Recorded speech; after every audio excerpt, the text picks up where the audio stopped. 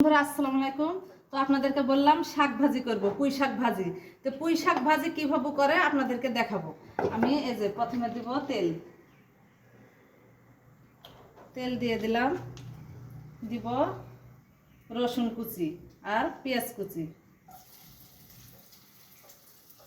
এটা আমরা ঢালাই তেলে দিই, এটা গ্রামের ভাষা তাই বলে।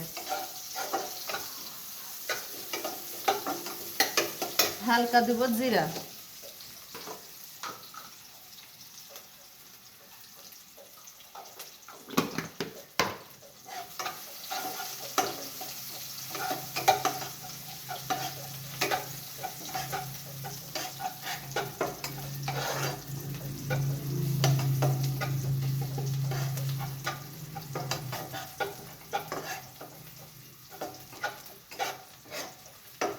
এই তো পেঁয়াজগুলো আমার ভেজে নেওয়া হয়ে গেছে। এখন দিব শাক ঢেলে।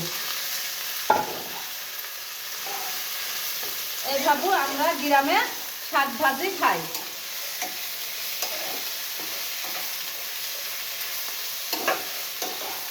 তো ভালো থাকবেন বন্ধুরা, আল্লাহ হাফেজ।